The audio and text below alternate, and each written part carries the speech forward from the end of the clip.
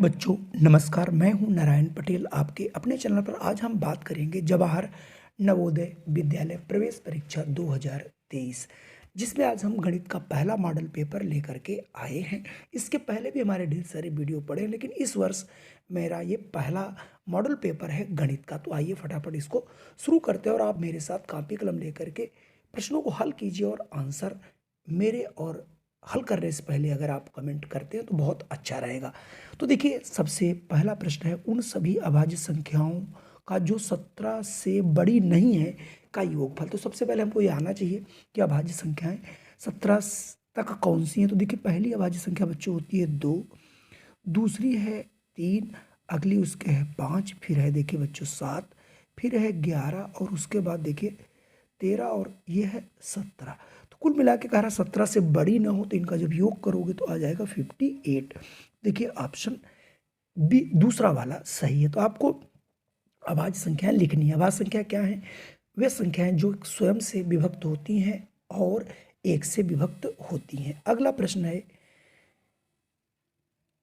दी गई संख्या में से 7 के स्थानीय मान और जातीय मान। स्थानीय मान का मतलब होता है प्लेस वैल्यू और जातीय मान का मतलब होता है फेस वैल्यू। तो यहाँ पर देखिए 7 पूछा जा रहा है। 7 यहाँ ये देखिए है, तो इस 7 को इकाई, दहाई, सैकड़ा, हजार, 10,000, यानी इस 7 की जो प्लेस वैल्यू है वो 10,000 पे है। तो 7 से गुणा कर देंगे 70,000 आ जाएगा। और जातीय मान वही रहता है, कभी चेंज नहीं होता। अब कह रहा है इन दोनों का अंतर। तो जैसे ही आप अंतर करो देखिए 3 बचेगा, ये 9 बचेगा, ये 9 बचेगा, यहाँ 9 बचेगा, तो 69,993। तो ये आपका ऑप्शन 69,993 देखिए, जहाँ कहीं भी आ रहा है दूसरा आ रहा है, तो यहाँ से हम दूसरे वाले प्रश्न को जो है टिक कर देंगे बच्चों। ठीक है, तो दूसरा वाला हम यहाँ से लगा लेते हैं। चलिए अगले प्रश्न पर बढ़ते हैं और अगला प्रश्न आपको बताता हूँ। किसी धन का 3/2 भाग उसके 2/3 भाग से 500 रुपये अधिक है। तो आपको करना क्या, मान लेना धन x है, तो कह रहा है 2x, सॉरी पहला जो 3x है, तो हम क्या कर देंगे 3x/2, यानी किसी धन का 3/, तो धन का मैंने 3/2 कर दिया और उसका 2x/3 भाग से 500 ज़्यादा, तो यानी इन दोनों का अंतर बच्चों कितना है 500। तो यहाँ से 500 आप लिख लेंगे। अब दोनों को आप एलसीएम ले लेंगे। एलसीएम कितना आएगा 6 आ जाएगा। 3 तिहाई 9x माइनस 2 दूनी 4x बराबर 500। अब 9 में से 4 घटाओगे तो बच्चों आ जाएगा 5x/6 और बराबर ये हो जाएगा 500। तो यहाँ से अगर हम गुणा करेंगे बच्चों तो आ जाएगा 5x बराबर 500 गुणित 6 और x बराबर निकालना। तो बच्चों देखिए 5 से भाग कर दे रहा हूँ, जगह नहीं इसलिए मैं लिख नहीं रहा हूँ। तो ये आपका आ जाएगा 100 और 100 छक्का 600। तो इसका मतलब वो संख्या आपकी 600 है। तो यहाँ से देखिए 600 ऑप्शन पहला वाला मिल रहा है। अगला सवाल आपके सामने अच्छा सवाल है, इसे आप कई तरीके से कर सकते हो। एक हवाई जहाज 400 किलोमीटर प्रति घंटा से उड़ रहा है, तो वह 40 सेकंड में कितना उड़ेगा। अब आप ये समझिए 400 किलोमीटर 1 घंटे में जाता है, तो 1 घंटा बच्चा होता है, 1 घंटा बराबर देखिए यहाँ से मैं क्या करने जा रहा हूँ, बहुत सिंपल तरीका बता रहा हूँ। जो आपका 1 घंटा होता है, 1 घंटे में आपके होते हैं 60 मिनट और 1 मिनट में होते हैं बच्चों 60 सेकंड। तो हम इसको घंटे को सेकंड में बदल लेंगे, तो 60 को इससे 60 से गुणा कर देंगे तो हो गए सेकंड। इसका मतलब 3600 सेकंड। इसका ये मतलब हुआ कोई भी हवाई जहाज 3600 आप सेकंड में जाते हो 400 किलोमीटर। तो अगर 1 सेकंड में जाना हो तो जाना पड़ेगा 400/3600 और इसलिए 40 सेकंड में कितना जाएगा बच्चों, तो 40 से गुणा कर देंगे और आपका आंसर यहाँ से हो गया। आप देखिए 1 2 आप आंसर, ठीक है। 4 एकम 4 कर लीजिए, 4 9 36 कर दीजिए, तो ये आ गया 40/9 किलोमीटर। ये नहीं आ रहा, चलिए तो आप इसको 9 से डिवाइड कर दीजिए 40 को, तो 9 चौक 36, 4 बचेगा, फिर 9 चौक 36, 9 चौक 36, 9 चौक 36, ये कभी कटना बंद नहीं होगा। तो ये आ गया आपका 4.444 किलोमीटर, तो इसमें हो गया 4 किलोमीटर 444 मीटर। ये देखिए ऑप्शन दूसरा वाला आपको मिल रहा है। अगला प्रश्न जो 36 है वो भी इसी प्रकार से है, लेकिन थोड़ा सा अलग है, थोड़ा सा हट करके मैं इसे बता देता हूँ। तो कह रहा दो संख्याओं का योगफल जो है 165 है और उनका महत्तम समापवर्तक 15 है। तो अगर 15 है तो इसका यह मतलब हुआ 15 की गुणक की संख्या होंगी, लेकिन वो अभाज्य होंगी। तो मान लेते हैं पहली संख्या हमारी हो जाएगी 15x बच्चों, और दूसरी हो जाएगी 15y। ठीक, दोनों को जोड़ लेंगे और ये 165 के बराबर दिया गया है। 15 यहाँ से बच्चों कॉमन करेंगे तो x प्लस वाई बराबर 165 आएगा। अब आप यहाँ पर x प्लस वाई करेंगे तो 165/15 होगा। 15 एकम 15, 15 एकम 15। इसका मतलब ये हो गया x प्लस वाई बराबर बच्चों आ जाएगा आपका 11। अब 11 के ऐसे अभाज्य गुणनखंड लिखने हैं, तो जैसे 1 और 10, 10 और 1 देखिए बच्चों 11 हो गया। ठीक है, तो 11 बन गया। दूसरा हमें बनाना है 2 और 9, ये भी अभाज्य गुणनखंड है। तीसरा 3 और 8 ले लीजिए। चौथा 4 और 7 ले लीजिए। ऐसे ही 6 और 5 ले लीजिए। 6 5 11 हो गया। अब 5 6 नहीं बना सकते क्योंकि उनका जोड़ भी 11 होगा। अब देखिए अगर कोई संख्या इसमें से मिलाना है, तो चूंकि इसका पहली जो संख्या है 15 की गुणक में है, तो 15 एकम 15, 15 से कोई नहीं शुरू, दो वाला ये वाला देखता हूँ, दूसरा वाला ट्राई करता हूँ। इनको 15 से गुणा करिए तो 15 दूनी 30 और 15 नविया 135। देखिए पहला वाला ऑप्शन ही हमारा मिल गया कि एक जोड़ा हो सकता है 30 और 35। 30 और 35 को जब जोड़ोगे देखिए इसका जोड़ 165 आ रहा है। अगर हम इसका महत्तम समापवर्तक निकालें तो 15 निकलेगा। तो इसका मतलब हमारा बिल्कुल परफेक्ट आंसर यहाँ से पहला वाला सही होगा। अगला प्रश्न काफ़ी अच्छा प्रश्न है। 8 मीटर लंबे और 6 मीटर चौड़े एक कमरे की फर्श को ढकने के लिए 4 डेसीमीटर भुजा वर्गाकार वाले कुल कितने टायर्स की आवश्यकता होगी। तो सबसे पहले अगर आपके पास कोई देखिए कमरा होता है, उस कमरा में आप छोटे छोटे टाइल्स को लगाते हैं। तो सबसे पहले हम इस कमरे का निकाल लेंगे क्षेत्रफल और टाइल के क्षेत्रफल से कर देंगे भाग। तो इससे पता चल जाएगा कितने टाइल्स लगेंगे, यानी कमरे का कुल क्षेत्रफल बटे एक टाइल का क्षेत्रफल। तो कमरा चूंकि ये कैसा है आपका लंबाई और चौड़ाई दी गई, तो वो आयताकार है, तो आयत का क्षेत्रफल होता है लंबाई इंटू चौड़ाई। तो बेटा लंबाई इंटू चौड़ाई हो गई क्षेत्रफल किसकी, कमरे की। तो ये कमरा हमारा था 8/6, तो 8 छंग 48 वर्ग मीटर। अब चूंकि 1 वर्ग मीटर बराबर, तो एक जो वर्ग मीटर होता है उसमें हमारे 100, क्योंकि भुजा जो अगला देखना डेसीमीटर दिया है, तो होता है 100 डेसीमीटर।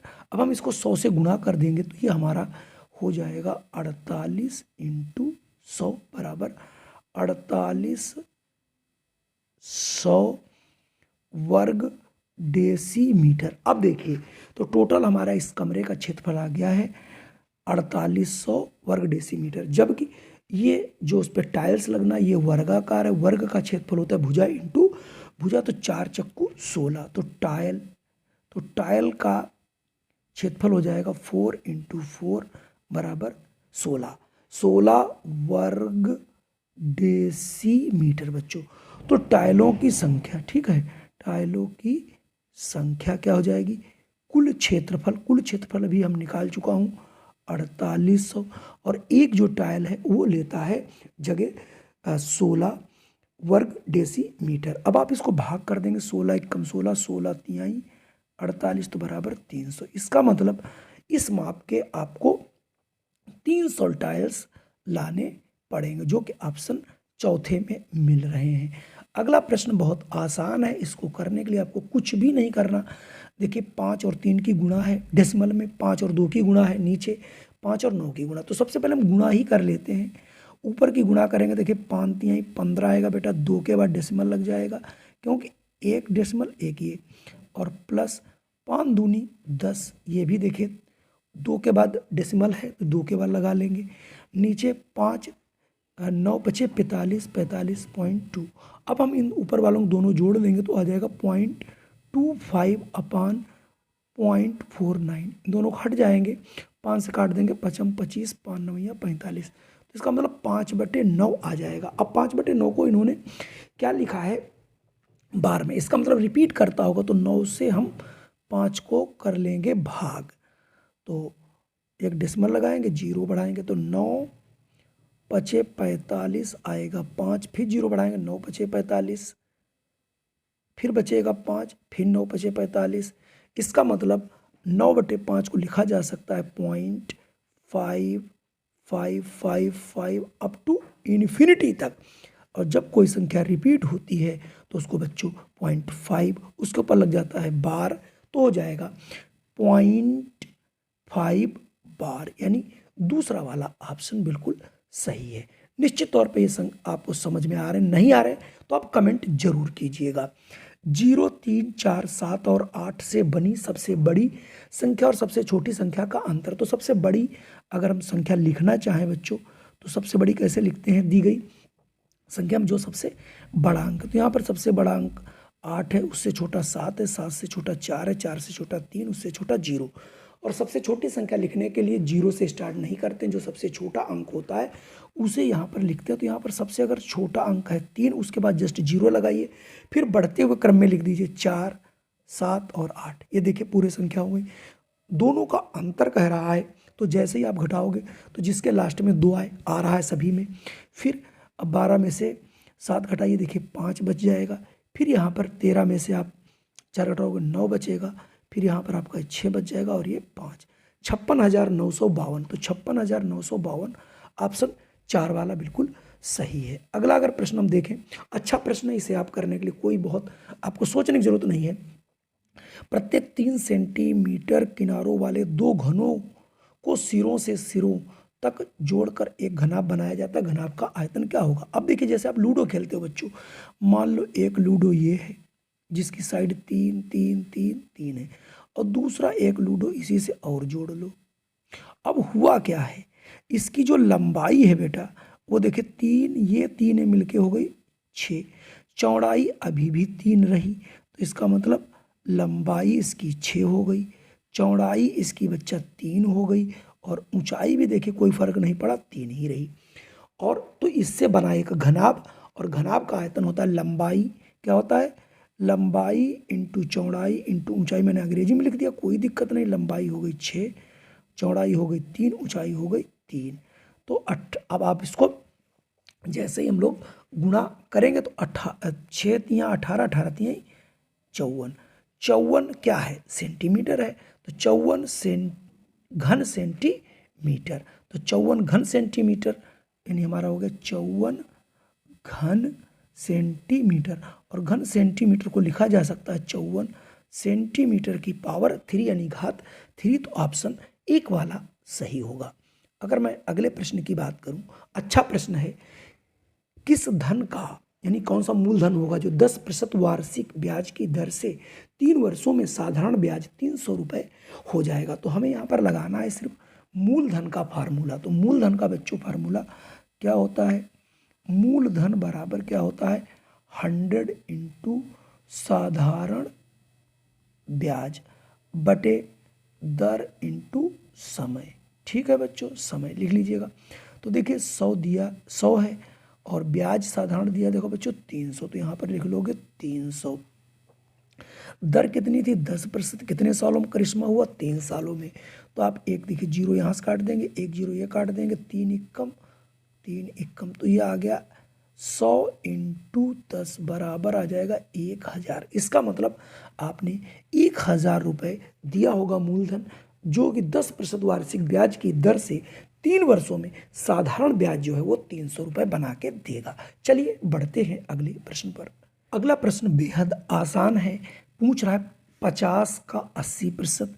तो आप 50 का मतलब गुणा होता है 80 बटे 100 कर लीजिए बच्चा। फिर है 80 का 50%, तो 50 बटे आप 100 कर दीजिए। अब देखिए यहाँ पर आपको 1 2 1 2 दोनों 0 कट गए, यहाँ पर 1 2 1 2, तो 5 अठे हो गया बच्चों 40, और प्लस 8 पंजे हो गया 40, दोनों को जोड़ देंगे ये आ जाएगा 80। तो इसकी वैल्यू कितनी होगी, 80 होगी। आपको बहुत कुछ करने की ज़रूरत नहीं है। अगला प्रश्न है, एक रेलगाड़ी 100 मीटर 9 सेकंड में तय करती, उसकी चाल किलोमीटर प्रति घंटा में बताइए। इसके लिए देखिए चाल आपकी दी गई है 100 मीटर जो है 9 सेकंड में तय करती, उसकी तो पहले हम चाल पहले निकाल ही लेता हूँ। चाल बराबर बच्चों होता है दूरी बटे समय, आपको बिल्कुल याद भी होगा। दूरी है 100, समय है 9, तो ये हो गया मीटर प्रति सेकंड। तो आ गया ये 100/9।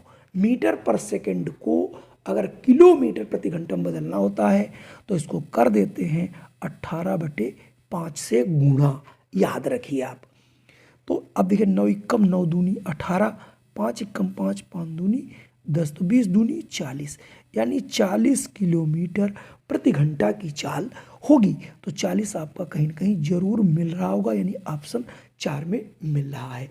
अगला प्रश्न मैं आपको बहुत आसानी से और गांव की भाषा में समझाता हूँ। रवि कुछ टॉफियाँ 1 रुपए की 2 लाता है और 1 रुपए की 5 की दर से बेचता, तो हानि होगी। आप 1 रुपए की 2 लाएं और 5 बेच रहे हैं। अब आप ऐसे समझिए, अब आप 1 रुपए में बच्चों कितने पैसा होते हैं 100 पैसा, और 100 पैसे के आप लाते हो 2 टॉफी, तो एक टॉफी हो गई 50 पैसे की। इसका मतलब ये आपका हो गया क्रय मूल्य। अब आप देखिए बहुत आसानी से, अब आपने 1 रुपए की टॉफी लाते हो 5, तो एक टॉफी कितने की हो जाएगी 100/5, 5 दूनी 10, यानी 20 पैसे की, यानी 20 पैसे की बेच रहे हो, यानी आपका विक्रय मूल्य हो गया 20। 50 पैसे की चीज़ और बेच रहे हो 20 पैसे की, तो आपको हानि कितनी हो रही 30 पैसे, यानी 50 पैसे पे आपको हानि हो रही 30 पैसे। तो अगर एक पैसे की होती तो हानि कितनी होती 30/50, इसलिए 100 में कितनी होगी। बहुत आसानी से आप इसे लगा सकते थे। जीरो जीरो कट गया, 5 एकम 5 दूनी 10, 3 दूनी 6, यानी आपको 60% की हानि हो रही। तो यहाँ पर 60% आपका कहीं ना कहीं जरूर दिख रहा होगा। ये देखिए चौथा, तो यानी 1 रुपए में आप, यानी 1 रुपए में 2 ला रहे हो तो 50 पैसे की मिलेगी, और बेच रहे हो 1 रुपए की 5, यानी 20 पैसे की, तो हानि हो रही है 30 पैसा। सीधी सी बात है ना। तो यहाँ से आप तुरंत लगा लोगे। चलिए बढ़ते हैं अगले प्रश्न पर। अगला प्रश्न है समय से, जरूर आता है। मोहन रोज रात्रि में 9:30 पे सोता है और सुबह 8:30 पर उठता है, उसे कुल कितना समय लगेगा। इसके 2 तरीके हैं। सिंपल तो आप ऐसे ही गिन लीजिए, वरना आप पहले 11 देखिए 12 बजेगा, तो 12, तो हम 9:30 बजे से लेकर 12:30 तक का टाइम कितना होगा 9:30 यहाँ से घटा देंगे, देखिए 30 आ जाएगा, यहाँ 11 बचेगा, तो 2 घंटा 30 मिनट आप 12 बजे तक सोए और सुबह 8:30, तो इसका मतलब 8 घंटा 30 मिनट आप इधर सो रहे हो।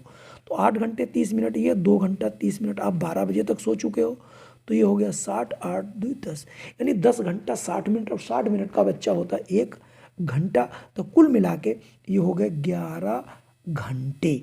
तो इसका मतलब आप जो है पूरा 11 घंटे बच्चों सोते हो। क्लियर। चलिए अगला प्रश्न आपको बता रहा हूं। संख्या 323 के अभाज्य गुणनखंड हैं। अगर बच्चा आपको अभाज्य गुणनखंड ज्ञात करना नहीं आता, किसी भी संख्या का निकालना, तो आप इसको कैसे कर सकते हैं, इसके बारे में मैं आपको एक छोटी सी जानकारी इसी वीडियो के माध्यम से दे रहा हूं। अब आप देखिए ये 323 है, इसके कितने अभाज्य गुणनखंड होंगे ये तो आपको निकालने पर ही पता चलेगा। लेकिन हम इसको किस किस संख्या से डिवाइड कर सकते हैं, तो सबसे पहले हम ये जान लेते कि 324 के पहले कितने अभाज्य संख्याओं से मुझे इसको टेस्ट करना पड़ेगा। तो 324 अगर आप 25 का वर्ग देखें, 25 25 625 होता है ना। अगर 18 का देखें 361 होता है, 19 का 17 का देखें तो 324 ऊपर आता है। ठीक है, तो अब ये 17 तक की सारी संख्याएं, इसका मतलब हम यहाँ पर अभाज्य संख्याएं जो कि 17 तक देखनी है, हमको कितनी देखनी है 17 से लेकर के 19 तक की संख्या, यानी किस संख्या के वर्ग के नज़दीक है वो लास्ट संख्या लिखना है। तो देखिए हमें अभाज्य संख्या कौन कौन 19 तक है, 3 है, 5 है, 7 है, 9 है, 9 नहीं है, 11 है, 13 है, और 17 और 19। अब आप इनमें से देखेंगे किस किस संख्या से डिवाइड होता है 323। अब देखिए पहले हम 3 से देख लेते हैं, 3 2 5 1 6, 3 से तो कटने वाली नहीं, 5 अंत में है नहीं, 5 से कटेगा नहीं। 7 से देखा, 7 चौक 28 नहीं कट रहा, 7 से भी नहीं। 11 से 3 नहीं, 11 से भी नहीं कट रहा है।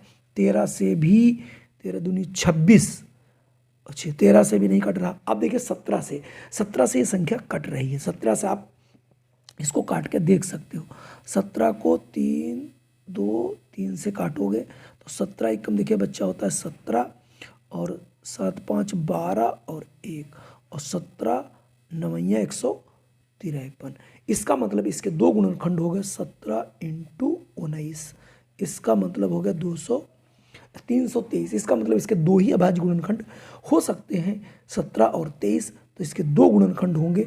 इसका मतलब यहाँ से तीसरा वाला सही होगा। चलिए बढ़ते हैं अगले प्रश्न पर। अगला प्रश्न है 792.02 प्लस 101.32 माइनस, तो आप इन दोनों को पहले जोड़ लीजिए और इसको घटा लीजिए। तो ये 900.02 101.32, जैसे इनको दो जोड़ा हमने, ये 34 आ गया, 3 9 8, इसमें से घटाना है 306.76। जैसे आप घटाओगे देखिए ये 8 आ रहा है, ये 5 आ जाएगा, ये आपका 6 आ गया, ये आपका 8 आ गया और ये 586.58, यानी ऑप्शन पहला वाला ही सही है। आप पहले देखते कि लास्ट में अगर आपका 8 आ रहा तो आपको घटाने की भी जरूरत नहीं थी। अगला प्रश्न है, यदि वृत्त की परिधि इतनी हो तो व्यास बताइए। व्यास क्या होता है? 2r बच्चों होता है, 2r यानी त्रिज्या का दूना व्यास कहलाता है। तो परिधि हमारी होती है 2πr बराबर दिया है 30/पाई, तो यहाँ से 2r हम रोक लेंगे तो हो जाएगा 30/पाई × पाई, तो ये हो जाएगा 30/पाई²। ये क्या है? व्यास। 2r क्या होता है? व्यास। तो हो गया 30/पाई²। तो इसका मतलब यहाँ से ये देखिए चौथा वाला सही है। अगला प्रश्न अगर हम देखें तो एक अच्छा प्रश्न है, किसी मूल्य का विक्रय मूल्य क्रय मूल्य का 4/3 गुना है तो लाभ बताइए। तो अगर हम मान लेते हैं इसका क्रय मूल्य 100 रुपये है, ठीक है, तो इसका क्रय मूल्य अगर हम मान लें 100 रुपये, तो इससे डायरेक्ट परसेंटेज निकल आएगा 100 रुपये। तो विक्रय मूल्य कितना हो जाएगा? 4/3 × 100 यानी 400/3। इसका मतलब इससे अगर लाभ निकालें तो लाभ हो जाएगा 400/3 माइनस 100। जैसे ही हम इसका एलसीएम ले लेंगे तो ये आ जाएगा 3, ये 400 माइनस 300, तो ये आ जाएगा 100/3%। इसको जब भाग कर दोगे तो आ जाएगा 33 सही 1/3%। डायरेक्ट आप 100 मान के इसे लगा सकते थे। अगला प्रश्न है 5 टन 9 कुंतल में कितने कुंटल होंगे? तो 1 टन बराबर होता है 10 कुंतल, ठीक है। तो 5 में हो गए 5 दहम 50 कुंटल और प्लस 9 ये, तो 50 + 9 बराबर 59 कुंटल, यानी यहाँ से ऑप्शन ए सही होगा। तो कुल मिला के आज के ये हमारे थे 20 प्रश्न। 20 ही आपको पूछे जाते हैं, 100% ये आपको समझ में आए होंगे। अगर वीडियो पर आप पहली बार आए हैं तो इसे सब्सक्राइब कर लीजिए और इस प्रकार की हम वीडियो सदैव बनाते रहते हैं।